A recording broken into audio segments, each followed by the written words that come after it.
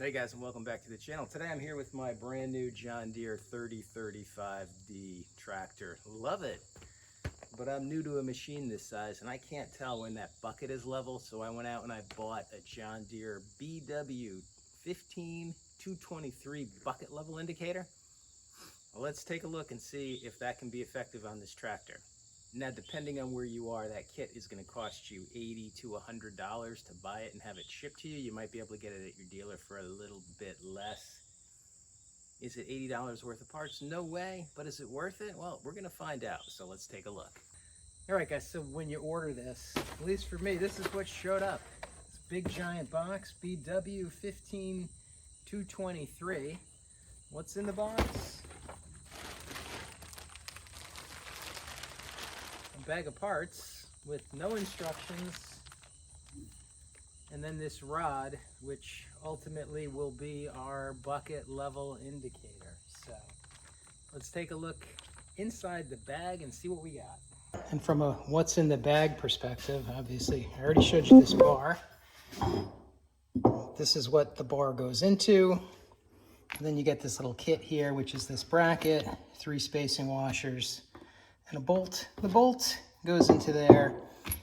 These, I think, are used to mount either this bottom bracket or this top bracket.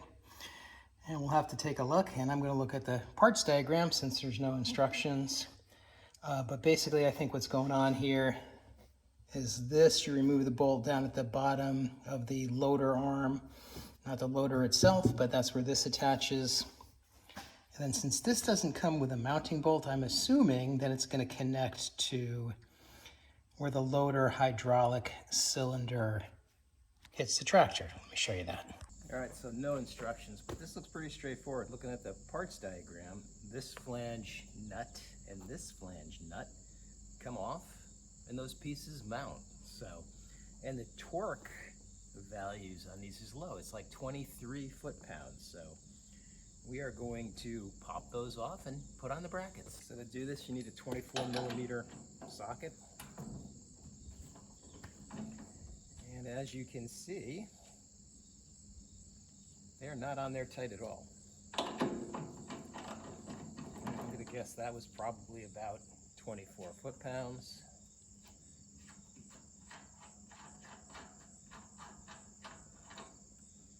Doesn't get any easier than that. Let's try this guy. And I'm just trying to be careful of this hydraulic hose. Same thing. Comes right off. Okay, so this looks very, very straightforward. Here's that top bracket. And this mounts just like this. And the question for me is, hey, is it gonna wobble around? I'm not sure, but we're going to put it on there and basically find out. And I will come back and torque this to the proper value later. I have a torque wrench.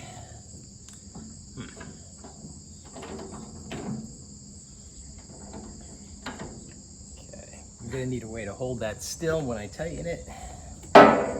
And then on the bottom, you get these 3 little washers, and I was wondering what these are for, but basically what they do is they fill this gap.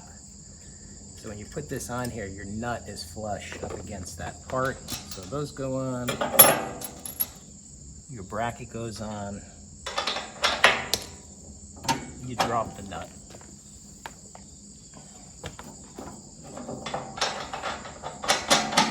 I don't know about the rest of you guys, but the dropping the nut part is critical to this process. I am going to line it up for now with that cylinder.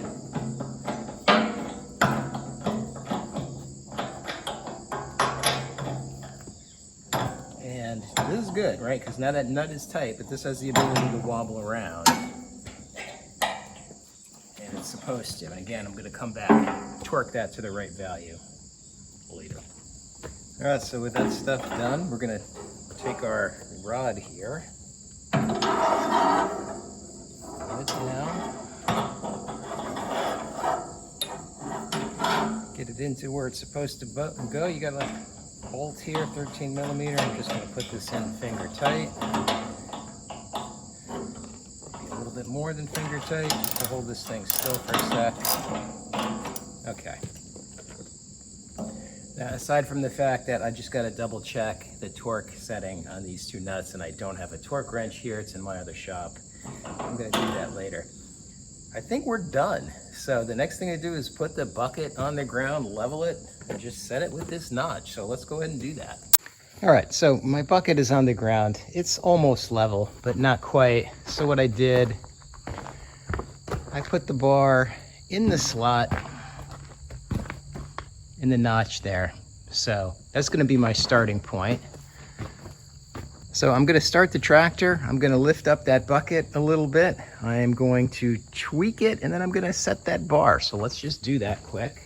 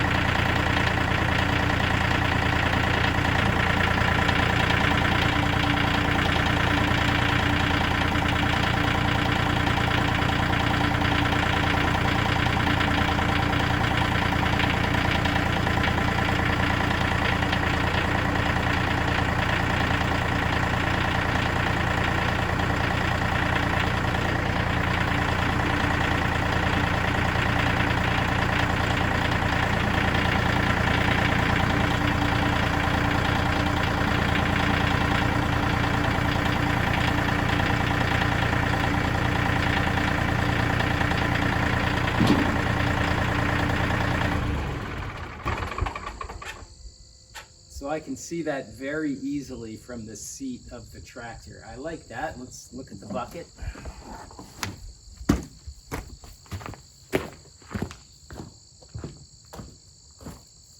And I'm not on perfectly level ground, but that is a good start for me. And that's it. This is done. All right, so here we are about an hour's worth of seat time later, maybe 2. That thing works. Now I have a much better idea where the bucket is. It makes it a lot easier for me to use the bucket. So if you've got a 300 loader on your machine and you're struggling with this, I would say it's worth $100. And here's a little bit what I was doing with it today. Drag the box blade around, back cut with that blade, and I use the bucket to help level this out and cut some of the side out of there. So it's been effective so far. All right, guys, that's all there is to it. This kit works, bolts right on. Probably 5 minutes if I wasn't filming. Would I recommend it? Yeah, I would. You could build it yourself if you wanted to. For me, it just wasn't worth taking the time. I'm happy with it. So if you're having the same problem as me and you're curious whether or not this kit is going to work with your 300E loader, bolts right on, you're good to go. Leave me any comments below if you feel like it. And guys, do me a favor, if you like my content, give me a subscribe. Thanks for watching. We'll see you soon with more tractor